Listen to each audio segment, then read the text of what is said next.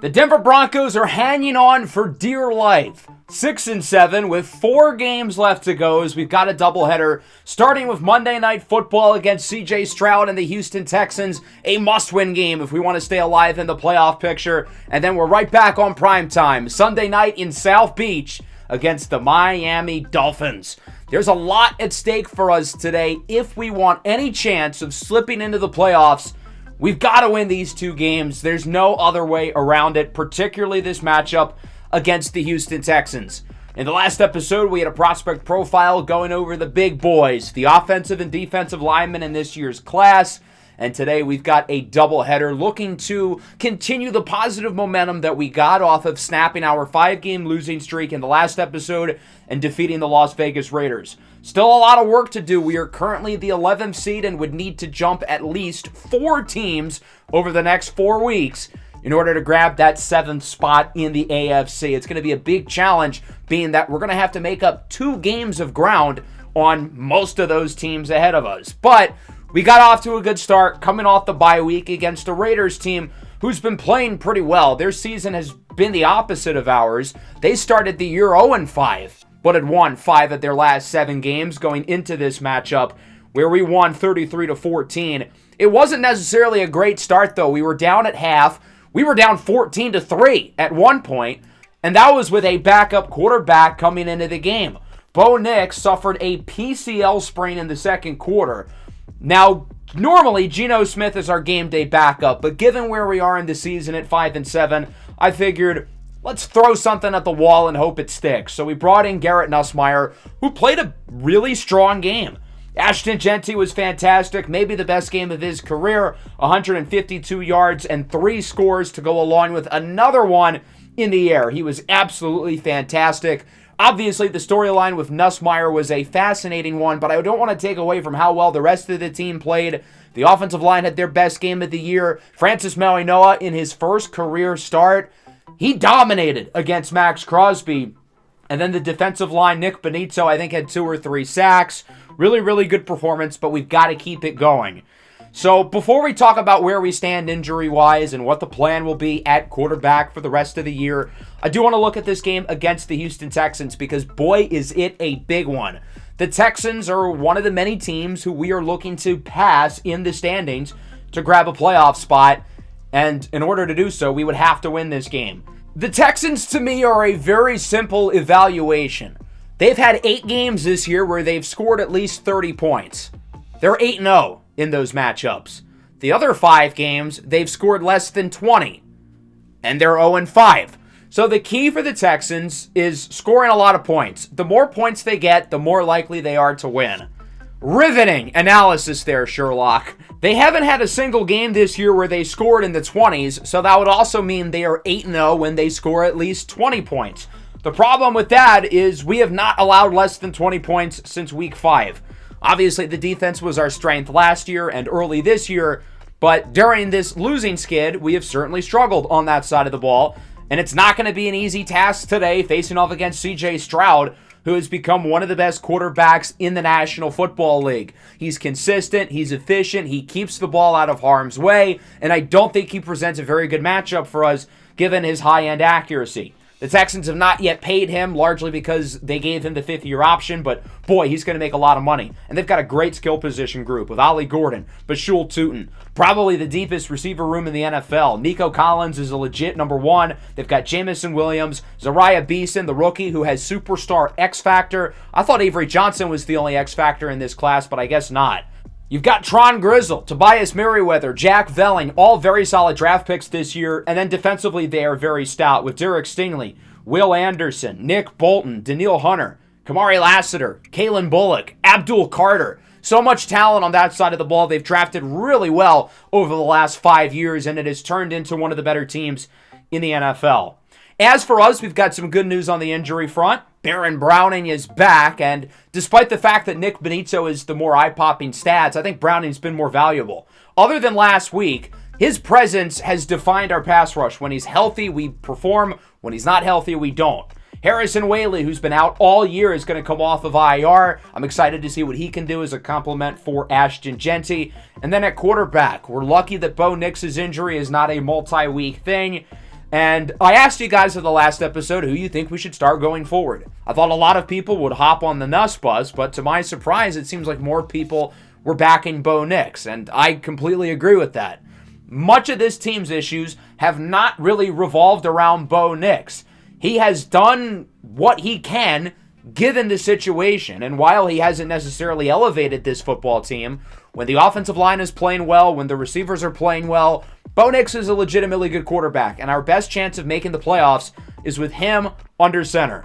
So Bo Nix, unsurprisingly, will be the starting quarterback the rest of the year. We're going to cut Jared Penning off the practice squad because we have to put somebody on the practice squad, that being Gavin Sawchuk, who loses his roster spot with the return of Harrison Whaley. We'll be getting more reinforcements health-wise after this week as well, as Michael Williams is set to return. Now, unfortunately, in practice this week, Nick Benito suffered an ankle injury, and he will not be able to go. That is a huge loss for us. So Baron Browning returns, but now Nick Benito is out.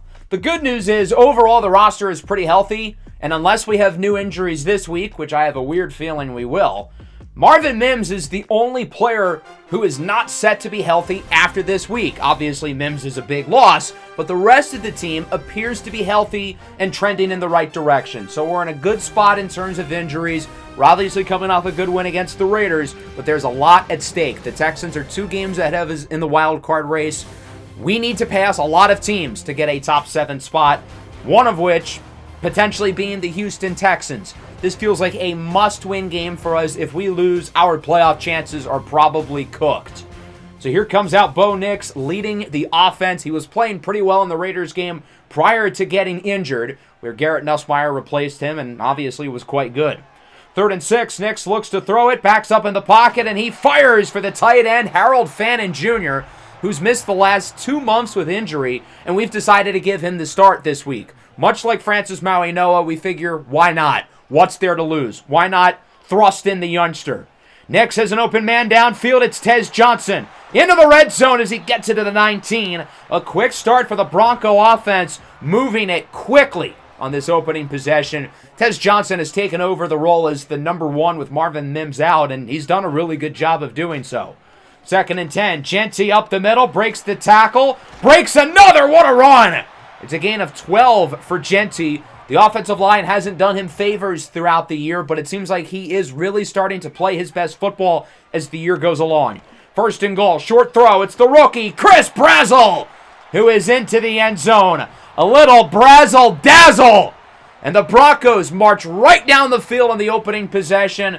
They're in for a touchdown, and it's 7-0 as we take our first look at the Texans offense. 3rd and 4. The screen for Ollie Gordon is broken up by B.J. Ojulari, who had his best game of the year last week and won his first game of the year a week ago after playing for the winless Cardinals before the deadline. 2nd and 5. Nix up the middle has Tez Johnson with a first down to the 37-yard line. The Texans have plenty of playmakers in this secondary, but Bo Nix is really throwing the ball well early.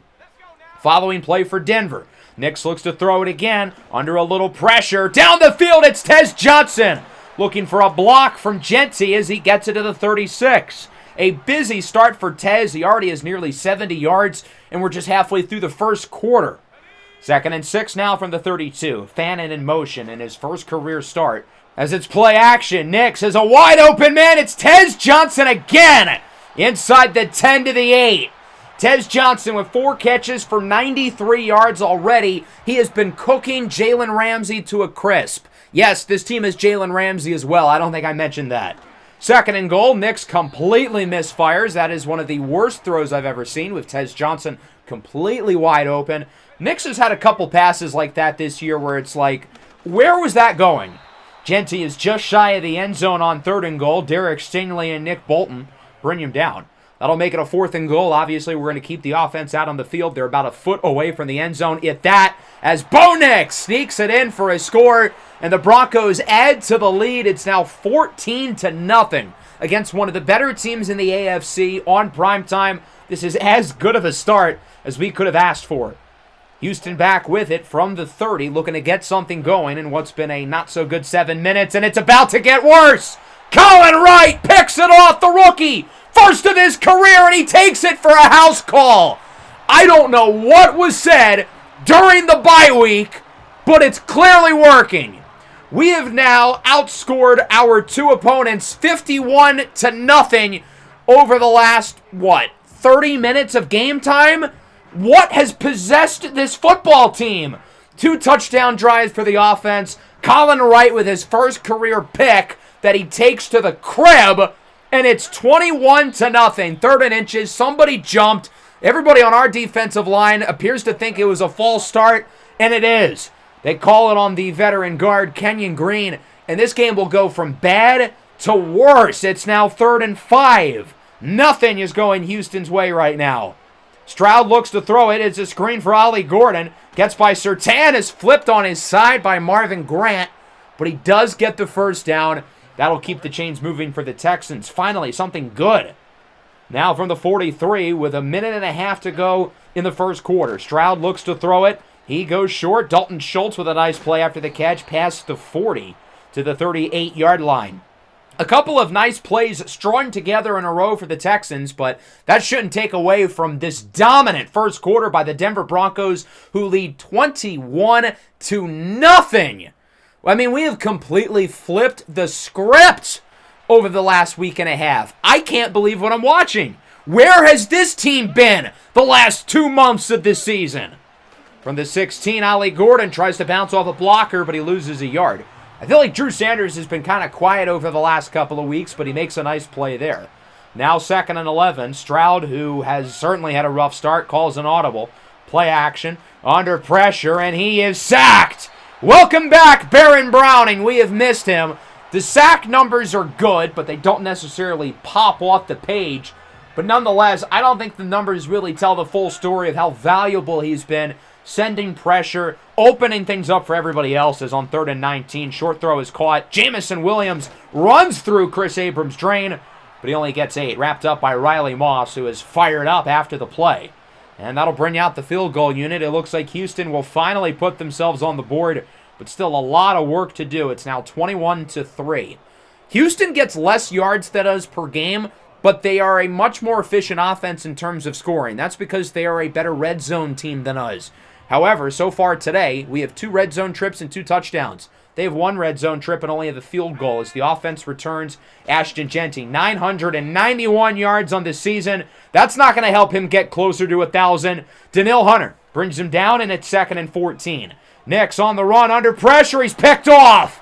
Derek Stingley with the interception. That was not the throw to make as Francis Mauigoa delivers the boom. I think Bo Nix and Cooper Kupp were clearly not in sync there. Nix was expecting Kupp to run a different route. I don't think he expected Kupp to cut upfield. So the Texans forced the turnover. They've been pretty good so far in the second quarter.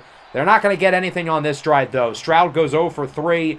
Gordon can't hang on to the ball. It was jarred away by Jeffrey Bossa, who I think has been the most consistent player on our football team, period, this season, as the kick is good. And that will make it 21-6. Kaimi Fairbairn, 2 for 2 so far. Denver back with it, coming off the turnover, as Nix has Chris Brazzell wide open. Down the field, jukes away from Stingley, and gets it to the 36-yard line. A nice play there by the rookie out of the University of Tennessee. Denver looking to get back into business after the turnover is on 3rd and 7. Nix backs up in the pocket, looking for the end zone. It's broken up for Cooper Kupp. Good defense there by Kamari Lassiter.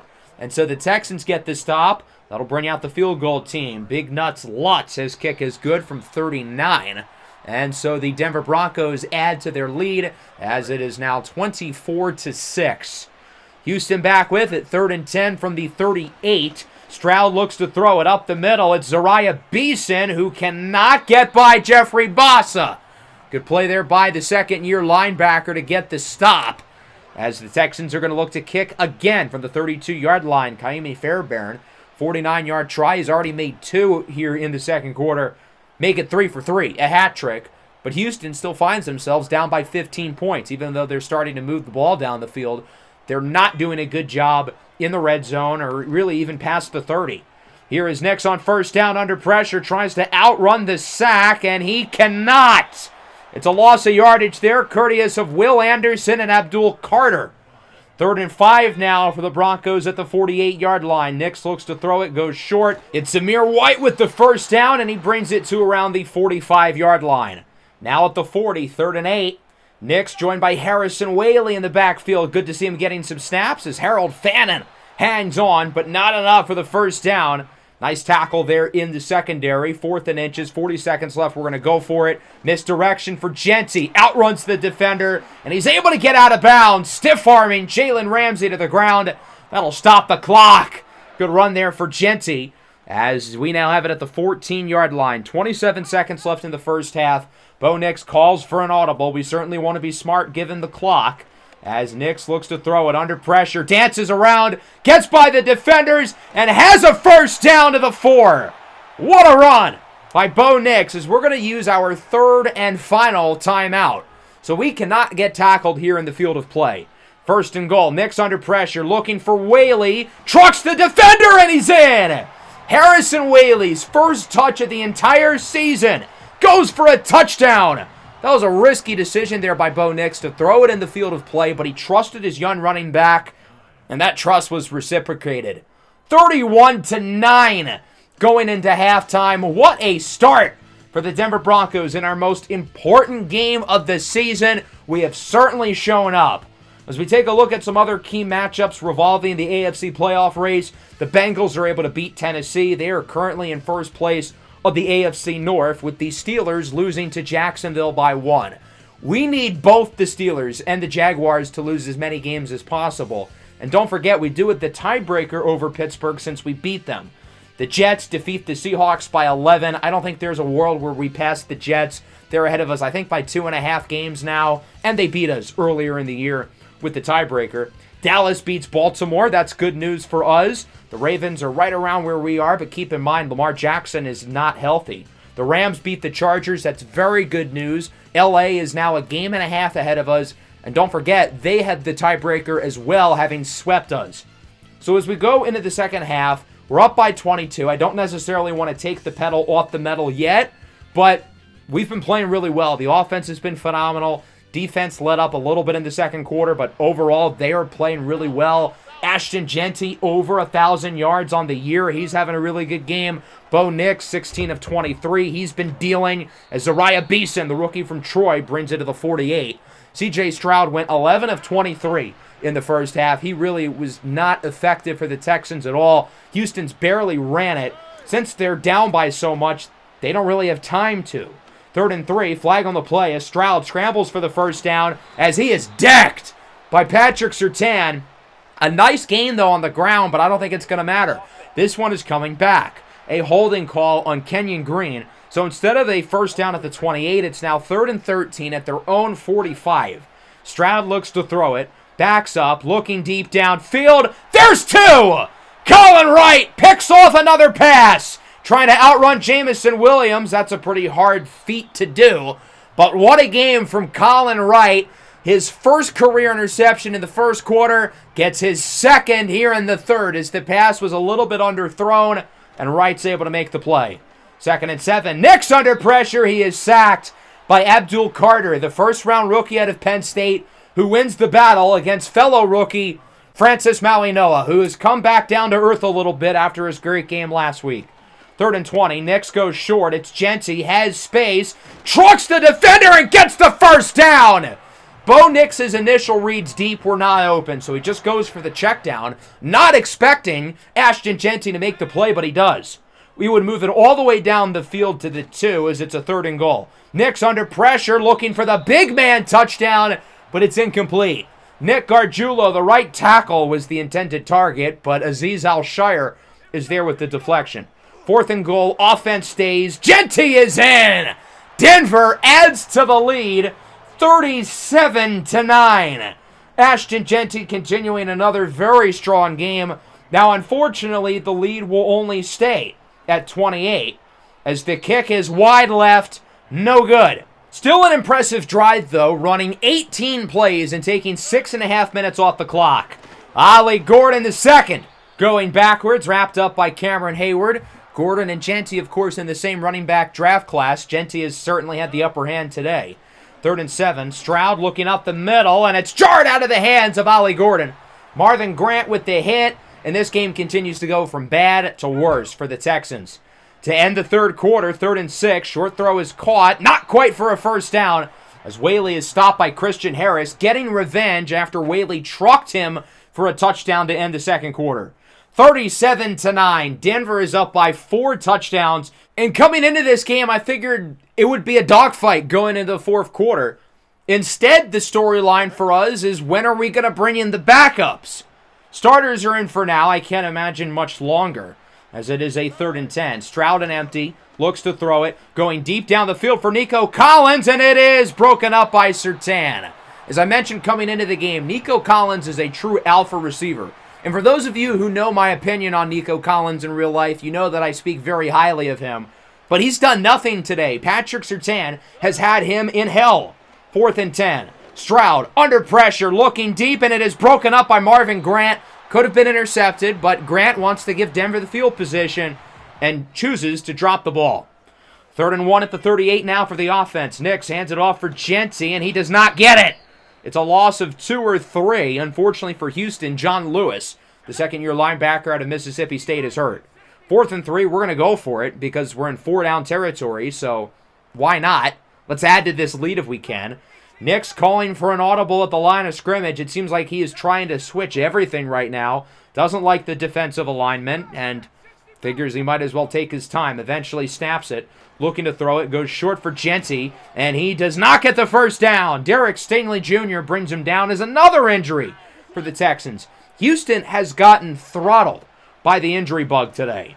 3rd and 10. Stroud looks to throw it. Looking deep downfield. And it is caught for a first down by Schultz, threading the needle.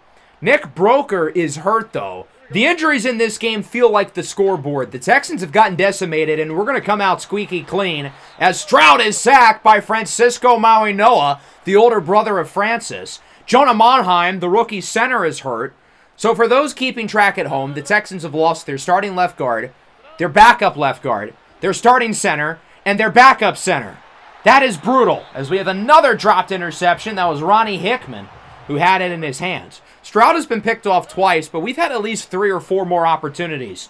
4th and 10. Stroud scrambles with it, looks to throw it, under pressure, and he is wrapped up by Mauigoa and friends, as Jonathan Cooper, one of the lone remaining starters, is banged up. That was a great play by Mauigoa in coverage, in his zone, but as he sees that the receiver is going to be covered by somebody else, he converts himself into a QB spy and goes to the backfield, forcing Stroud to make a decision.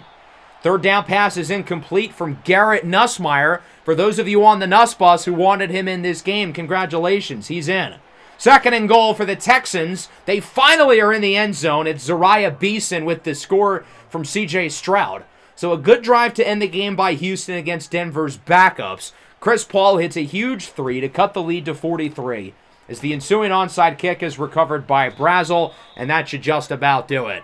37-16, a dominant win for the Denver Broncos. We were up 21-0 after the first quarter. Pure domination, and we were able to hold a big lead ever since. This game never really was in doubt for us, really ever since the Colin Wright pick 6, when we took the 21-point lead. At that point, it almost felt like the game was over, and Houston never really made it much closer. Pure domination on both sides of the ball. I know the score looks not like a complete blowout, but, I mean, this game was entirely one-sided from the start. The quarterback play could not have been more different. Other than the interception, I thought Bo Nix had a pretty good day. C.J. Stroud, not so much. Barely completed over 50% of his passes. He looked good on that last drive, but that was against a lot of our backups. Genty was solid. Overall, the run game wasn't that efficient, though. Houston, meanwhile, did not run the ball. They were down by so much early on that they had to go away from the game script and have Stroud throw the ball 50 times. Through the air, Nico Collins had a good final drive. Tez Johnson obviously had that big first quarter. Genty with some nice plays through the air. The offensive line was solid, although Francis Mauigoa comes back down to earth. One of those sacks was not his fault. The other one kind of was, and then he got injured.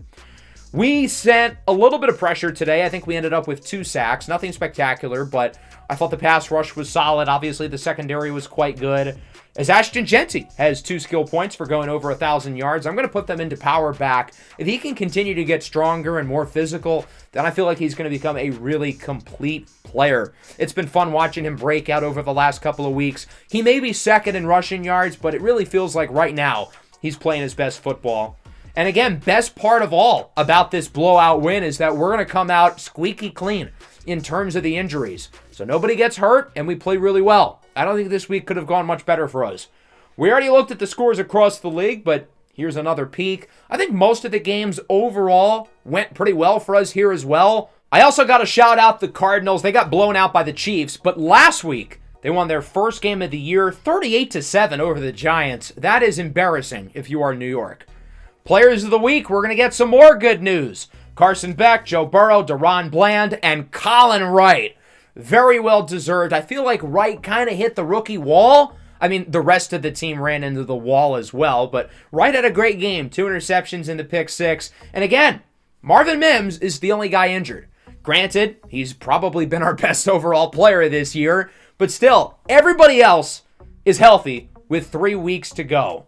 So we've got the Dolphins on the schedule this week, followed by Carolina and the Raiders. None of those teams are awful, but they're all under 500. We are going to be favored in all 3 of these games the rest of the way. Right now, the NFL landscape is really interesting. The Bills are very clearly number 1. The Cardinals and Browns are in a tank-off. And then everybody else is sort of the NFL middle class, if you will. The other 29 teams are separated by 5 or less games. And us at 7-7 are firmly in the middle of the middle class. Towards the bottom, we had the Dolphins. 5-9, you'd think that's probably like the 10th pick or something. If the season ended right now, the Dolphins would be picking in the top 5. But there's not a lot of margin for error in terms of draft slot, given the amount of teams with 5, 6, 7 wins. So because of that, losing this game would probably benefit the Dolphins a lot more than winning it for draft position. So Miami, if you guys can do us a favor, that would be great. We're still the number 10 seed. We're still going to have to climb past 3 more teams over the coming weeks. But we're only 1 game back of the 7 slot, which is still held by Houston. And remember, we own the tiebreaker over the Texans. We also own the tiebreaker over the 8th seed, the Pittsburgh Steelers.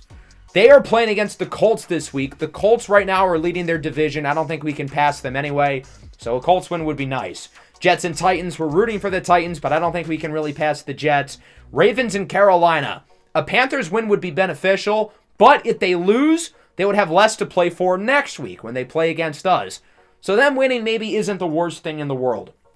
Chiefs and the Raiders, again, I kind of want the Raiders to have a little bit to play for in Week 18, so I think them winning would be helpful. Jaguars and Texans, I want both teams to lose, but I think I would rather the Jags lose because we had the tiebreaker over Houston. And then the Chargers, they are the most important team to lose because they're a game ahead of us and they had the tiebreaker. Luckily enough, they're playing Buffalo, the best team in the NFL. So that works out very well for us. Justin Herbert, who's been out for the past few weeks, will be returning though. So that's good news for the Chargers. You've got all these big games, yet the primetime slate this week kind of sucks. It's a little bit sad when the best game here features a 5-9 Dolphins team who's good at just about nothing. I mean, who wants to watch the Niners and the Cardinals? The Niners have not been good. They're playing for draft positioning. The Cardinals are completely abysmal. How is this the game of the week? The Cardinals are one of the worst teams of the last probably 10 years. They are brutal. And that takes the attention off of somebody like the Dolphins, who really haven't been good themselves. As you can see here, they're good at nothing. They don't score the ball. They have one of the lesser scoring defenses in the NFL. When they lose, they can lose bad. They lost by 24 to the Bears, 31 to the Steelers. They lost 40-3 against the New York Jets. They are coming off a win this past week, though, 16-7 against Minnesota. On paper, this is one of the worst rosters in the NFL. They don't have anybody above 90 overall. They've drafted fairly solid in this series, but they really haven't done a good job of developing talent. Tua Tagovailoa has had a really bad season, and I do wonder if they'll be in the quarterback market going into the offseason. I don't think they'll be bad enough to potentially draft Dante Moore number 1 overall. But with Tua only having 2 years left on his deal, I definitely think the Dolphins may look to add a quarterback at some point. Devon Achane and Jalen Wright lead the backfield. Jalen Waddle headlines the receiving corps with Josh Kelly, Dominic Lovett, and Michael Mayer, who they acquired at the trade deadline. The defense also is uninspiring. Javon Holland's a good player. Chop Robinson's developed pretty well. Kevin Winston, Cassius Howell, who we saw dominate the college football playoff last year. Nonetheless, this is just not a very good roster, and as I mentioned, I think losing would be in their best interest. They're probably not going to get number 1 overall, but if the Cleveland Browns get the first pick, I don't think they're going to pick Dante Moore because they have Cade Klubnik. That could open the door for somebody like Miami to move up and draft Dante Moore. So I think they should be losing this game. Now, the players and coaches aren't necessarily going to tank, but it would benefit them if they lost, and obviously it would benefit us if we won. Here's a look at Tua Tagovailoa, who's been a good player in recent seasons, but this year, he just has not been good. The loss of Tyreek Hill, who they traded away to Jacksonville, has certainly been a big impact. The entire defense is healthy. Baron Browning, Nick Bonitto, everybody is out there. Michael Williams returns as Bonitto is there with the sack, back in full charge as it's a loss of 6. Bonitto leaves the right tackle in the dust. That's Austin Jackson, and it's 3rd down and 16. Tua joined by the ultra-talented Devon Achane in the backfield as it's play action. Tua looks to throw it, and he throws it away under a lot of pressure there. So a 3-and-out forced by the Bronco defense, who quietly has been excellent over the last couple of weeks. I feel like we haven't really given them their flowers, but they look like the defense from last year. Nix fires. He's got Cooper Kupp down the field. Wrapped up at the 26 by Cam Smith. Cooper Kupp was quiet last week, only 1 catch for 3 yards. We're definitely looking to get him more involved here. From the 26, Nix looks to throw it, goes short. Harold Fannin, I don't know if you guys noticed, but he had the superstar icon under him. Superstar development for the rookie tight end, Harold Fannin. That is pretty dope. 3rd and 4, Fannin gets it again, and he does not get the first down. Still pretty exciting, though, to see him with superstar development. It looks like we might have found a steal in the 3rd round. 4th and inches. Obviously, we're going to look to go for it as Genty gets the first, and boom! What a block by 53. Gus Hartwig, the center, as Genty gets it to around the 6. 1st and goal now for Denver, looking to find the end zone. Nix looking deep. He's got his man. The brotherly connection strikes again. Tez Johnson is in for a score, just his 2nd of the year. So much like the Houston game, a great start for Denver. We get the stop on defense. We march right down the field on offense as it is 7-0. Dolphins back with it. Not a great first 4 minutes, except for those who want the team to tank. As Tua goes downfield for Michael Mayer. Leaves Wright in the dust and is wrapped up at the 24 by Marvin Grant. Colin Wright coming off that great game last week. That play, though, was not so good. 3rd and 10 at the 24, halfway through the first quarter. Tua looks to throw it. He's under pressure, and he is sacked again. Nick Bonitto with 2 sacks in the first quarter. That's going to knock the Dolphins out of field goal range. They're going to have to punt it away. So Denver gets it back at the 18-yard line now as it is a 2nd and 8. Nix will look to throw it. He is under some pressure and is brought down. The rookie out of Texas A&M, Cassius Howell. Drafted in the 2nd round after recording 10 sacks in 3 college football playoff games last year. He now has 10 sacks here as a rookie. One of the lone bright spots for this Dolphins team as the deep ball for Kupp is broken up by Cameron Mitchell. That'll force a punt. Dolphins get it back. We'll see if they can tie it here on this possession as it's a 1st and 10 at the 46. Joshua Kelly, their 2nd rounder a couple years ago, is the man in motion. Play action, Tua's under pressure. Brought down for a 3rd time today. Baron Browning and Nick Bonitto. Bonitto has 2.5 sacks here in just the first quarter. He has been unbelievable up to this point, as it's now a 2nd and 19. Tua's offensive line doing him no favors. Kelly once again in motion. Play action, Tua sacked again. That's Jonathan Cooper, the 4th sack of the game for the defense, and we're still in the first quarter. 3rd down and 25. Tua looks to throw it under more pressure from Bonitto as it is thrown away. This pass rush has been relentless so far, looking like the defense from last year. 2nd and 10 for the Broncos. Nick scrambles on the run, looks to run for a 1st down, and he gets it, pushed out of bounds by Cassius Howell, but not before bringing it to the 40. 2nd and 6 now from the 36. Genty with it. Has room to the left side. Jukes away from the safety and is wrapped up all the way at the 15-yard line by Javon Holland and company. A nice run there for Genty. He's got some words with Holland after the play. And that'll wrap up the first quarter. Another very good start for the Broncos. 4 sacks defensively. We lead at 7-0 and are marching on the doorstep in the red zone looking for more. We really have been a changed team since the bye week. I don't know what happened. I don't know what was said, but again, it clearly has worked. 3rd and 5 at the 10. Nix goes short. Cooper Kupp, he is in for a touchdown.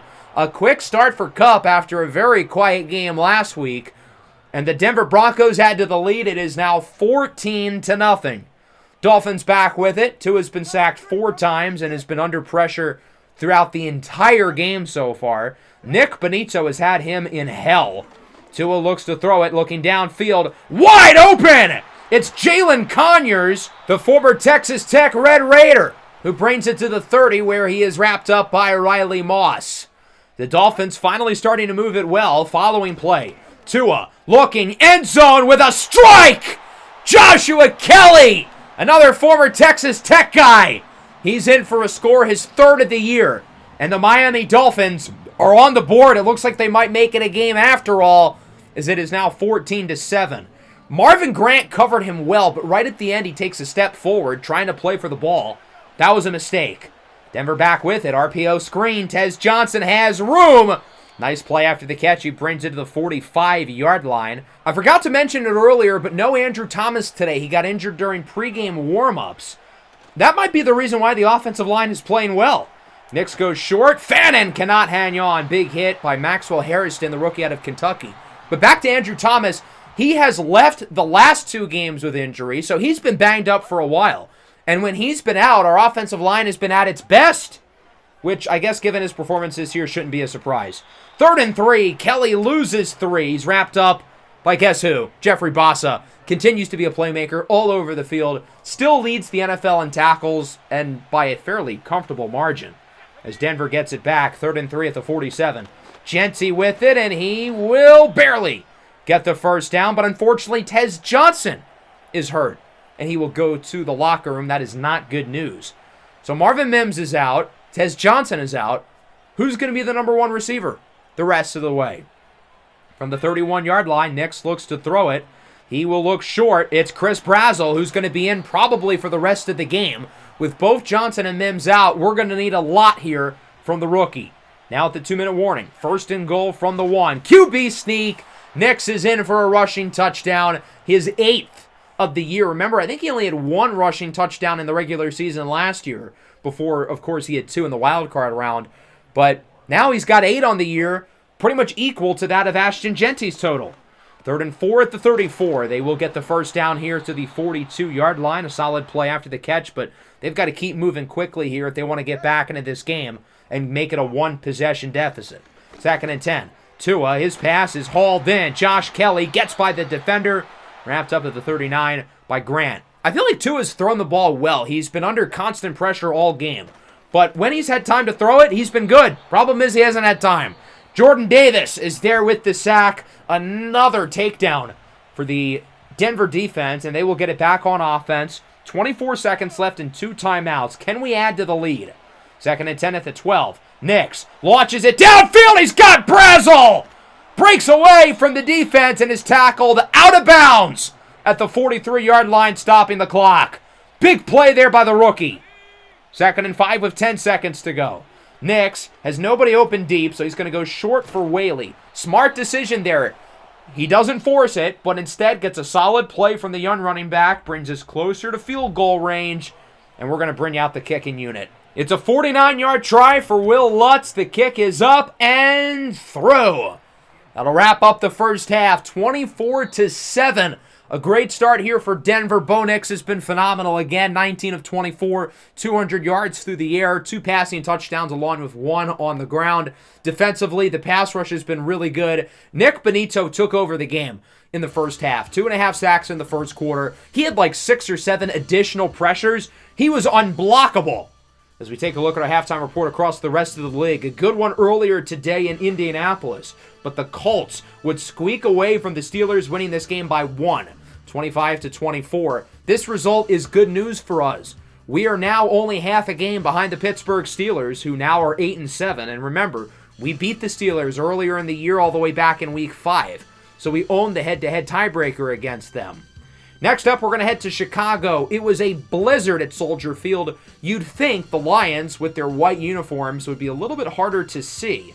But the only guy who was pretty much invisible today was DeAndre Swift. And I'm not meaning that as an insult. I mean he was invisible for the defense to tackle. 9 carries, 169 yards, and 2 touchdowns for the former Lion against his old squad as the Bears win at 38-20. Chicago now 8-7, scratching and clawing their way into the playoff picture. As for the Lions, any small chance they had of grabbing a wild card spot is now cooked. They fall to a record of 6-9. As for some of the other scores across the rest of the NFL, the Jets beat Tennessee, so we won't be able to pass the Jets. The Ravens lose to Carolina. That's not bad news for us. The Jaguars beat Houston. We wanted both teams to lose, but we'll take one of them losing. And then the Bills do beat the Chargers, which again I think was the most important game across the NFL. We certainly lucked out with the Chargers facing off against the clear best team in the league. As we go into the second half, we're in a good spot. We're up by 17. Another comfortable lead, much like the game last week. But again, we've got to keep the pedal on the metal. We can't let the Dolphins come back and win this game, because if they do, our season would be toast. Ashton Jeanty with a big start to the third. Weaving through defenders, he gains 21. A nice run there for Jeanty, now averaging 6.5 yards per carry after that play. So a good start to the third quarter for the Broncos. Not satisfied yet with their 17-point lead. As Nix has it at the 47, looking to throw it. He will look short as an open man. It's Troy Franklin with a big play after the catch. Tries to break away from Holland, and he is wrapped up at the 20. Denver quickly marching right down the field as we have it in the red zone just a minute into the third quarter. 1st and 10, here is Nix. Looks to throw it under pressure. Ball is out! Corey Foreman strips it away, picks it up, and the rookie out of Oregon will look to take it the entire length of the field. A scoop and score for the Dolphins, and Miami might be back in the game. Foreman, a day 3 selection, has had a solid season. He now has 6 sacks, second on the team in the sack department, only behind fellow rookie Cassius Howell. A little bit ironic that those are the 2 rookie pass rushers on the Dolphins, being that those 2 guys played against each other in the national championship game last year, with Corey Foreman and Oregon obviously coming out on top. 3rd and 7, Nix under pressure, and he will throw it away. That was Chop Robinson leading the way for the Dolphins. Not a great start to the third quarter for Denver. We allow a defensive touchdown and then a 3 and out. Dolphins haven't even touched the ball yet, but the first 3 minutes have gone well for them. On 3rd and 8, Tua under pressure, and he is sacked again. Jordan Davis is second of the game, but Nick Benito is hurt and will go to the locker room. That is very unfortunate. That first half from Benito was one of the best halves I've probably ever seen by a defensive player. I mean, he was in the backfield, it felt like every play. Bo Nix on the run. He has got Harold Fannin to the 49. Even though our team overall is playing pretty well, unlike last week, we are getting hammered by the injury bug. Cooper Kupp is not on the field right now. That's because he is injured. Nice run here by Whaley, though. Gets by a defender to the 37-yard line. But we've already lost Cooper Kupp, who is questionable to return. Nick Benito's out. Tez Johnson's out. 3rd and 7, Nix looks for the end zone. It's overthrown. Chris Brazzell was wide open. That's about as good of a route as you can get. But Bo Nix puts a little too much on it. Field goal team is out. 51-yarder for Lutz is up, and it will squeak through. So the kick is good for Big Nuts Lutz. 2 for 2 on the day. Lutz has only missed 4 kicks all year, and that'll make it 27-14 with 4 to go in the third quarter. Devon Achane on 2nd down, going backwards. Baron Browning brings him down. He has been unsurprisingly very productive since coming back from his injury. 3rd and 11 now for the Dolphins. With Achane in motion, Tua looks to throw it, looking deep downfield, and it is broken up by Chris Abrams-Drain. That'll lead to a punt. Denver gets it back, up by 13 in a pretty good spot. Maybe not as much of a blowout as last week, but still things going quite well for us. Nix under pressure, tries to escape the pocket, and he cannot. Cassius Howell and friends are there to bring him down, as it is a 2nd and 14 at the 19-yard line. Nix hands it off to Jeanty, finds a hole, nice run up the middle, and he will get the first down. A big run for Jeanty. His reward is an injury. he would go to the locker room and his day is over. Another injury for Denver. We're starting to lose guys like flies on offense. But we've still got Harold Fannin, who brings it to the 34. What an impressive throw on the run by Nix. We're lucky he didn't step past the line of scrimmage. That was a close call, but a really good play.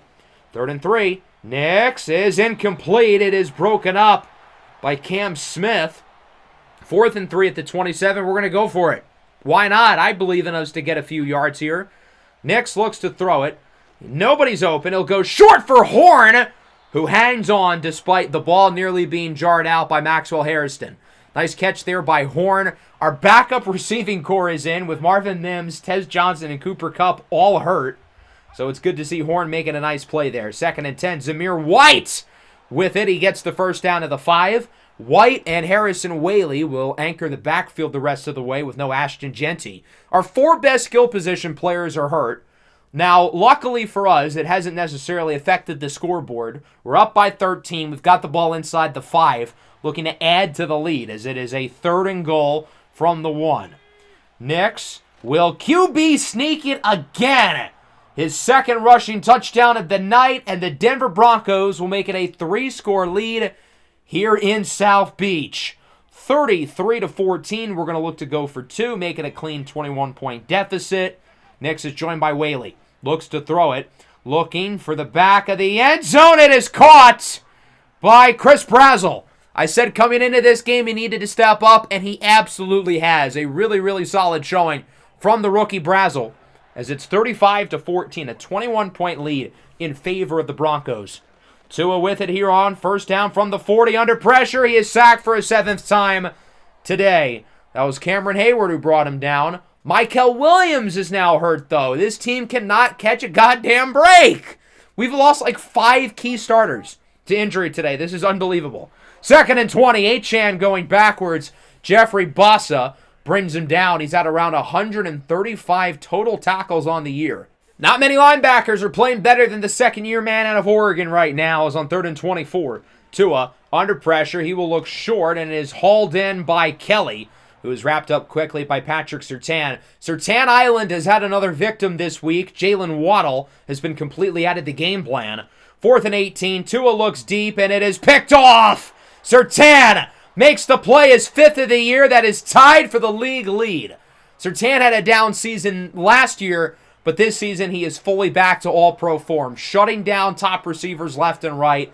The ball production has been there as well. Again, tied for the league lead in interceptions. We would march all the way down the field, now at the 3, 2nd and goal. Easy score for Troy Franklin, as Bo Nix now has 5 all-purpose touchdowns today, 3 through the air, 2 on the ground, and it is a 28-point lead for the red-hot Denver Broncos. Imagine saying that 3 weeks ago. Tua looks deep on 3rd down. He's got Achane with enough room on Drew Sanders, and he takes one for a long Dolphins touchdown. Chris Paul hits another 3. Once again, I don't think it'll be enough to come back. Onside kick time with 3 minutes to go as it is quickly scooped up by Savion Williams. Here he goes on the return. Brings it to the 27, and that'll do it. 42-21, another blowout victory for the Denver Broncos, 3-0 since the bye week. And by deficit, this game has been the closest. I mean, we are steamrolling through opponents right now. We haven't really played anybody great during this stretch, but we haven't played any horrible teams either. Really, really good win here. The offense with nearly 500 total yards. The defense did their thing. The Dolphins finishing with -1 yards on the ground. And we also had 7 sacks. Dominating at the line of scrimmage. The defensive line was unbelievable, even with guys getting hurt. The Dolphins' offensive line just got eaten apart. Bo Nix with a great game, 325 yards and 3 touchdowns, one of his better overall passing days. Tua Tagovailoa, meanwhile, not great. I don't think it was entirely his fault. I do think he was a lot better than Stroud was last week, but still, rough. On the ground, Ashton Genty did his thing before getting hurt.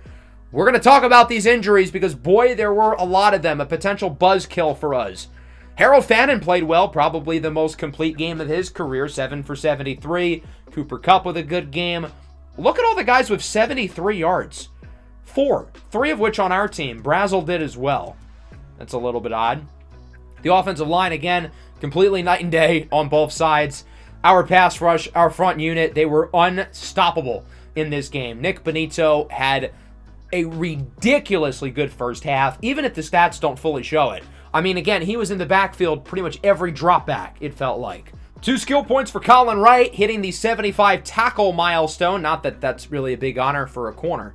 What I want to talk about here, though, is superstar development. How awesome is that? So both Wright and Fannin have superstar. The other rookies on the team, including most notably Chris Brazzell, only have star. But we do land 2 superstars. And I will mention there are a lot of superstar development players throughout the draft class. So this isn't necessarily abnormal. I imagine a number of other teams have multiple other superstars as well.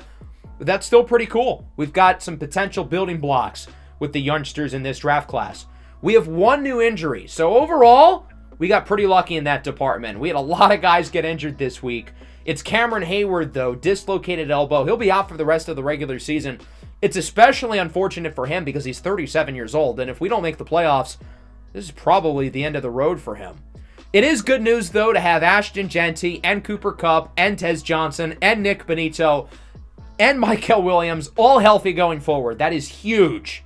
We already saw some of the scores across the NFL, but overall, these results were pretty good. The Steelers lost, the Ravens lost, the Texans lost, the Chargers lost. We're able to pick up a game on all of them. LA again being the big one here. Justin Herbert did return this week. The Chargers, though, have been playing some awful football. They have not won since they beat us, and that was back in, I think week 12, right before our bye week. Players of the week, Dak Prescott, Bo Nix, 2 players of the week today for us, along with TJ Edwards and Logan Wilson. So with 2 weeks to go, we still have a lot of work to do. This was a great episode for us. Job ain't finished, though, as we face off against Carolina. So I have some good news and bad news. The bad news is we're still the 10th seed. We didn't make up any ground in that department. The good news, though, is that we are tied for 7th. So this whole making the playoffs thing is no longer a pipe dream. It is a realistic possibility for us. And as we look at the 3 teams in our way for the 7th seed, it's the Texans, the Steelers, and the Chargers. Remember, we had the tiebreaker over 2 of those teams. The Chargers, for what it's worth, beat us twice. I noticed that they did not play either the Texans or the Steelers. So I think the NFL kind of got it wrong with the order here. The order should be the Chargers is the 7th seed, us is the 8th, and then the Texans beat the Steelers. So it should be Houston 9 and the Steelers 10. Regardless, we would be out of the playoffs, but it would be a lot easier of a hill to climb.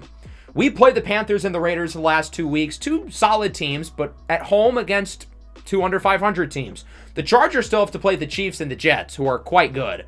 They've lost 4 in a row. Justin Herbert is healthy, but their defense has been dreadful. Herbert's not the one allowing 52 points, for Christ's sake. So the Chargers got to get it together, or else they could really be in trouble. Again, facing off against 2 really good teams.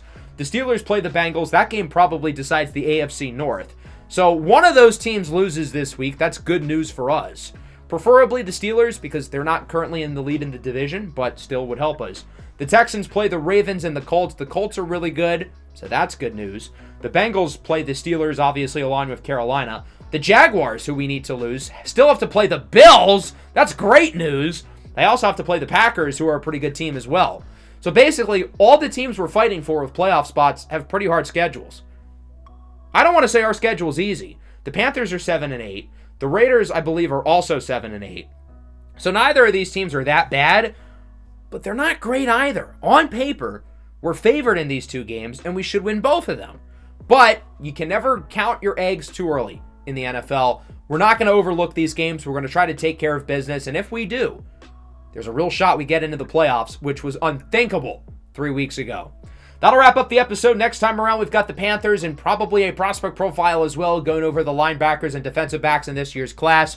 Hope everybody enjoyed this episode. I know I did. Make sure to leave a like and subscribe to the channel if you are new. Peace out.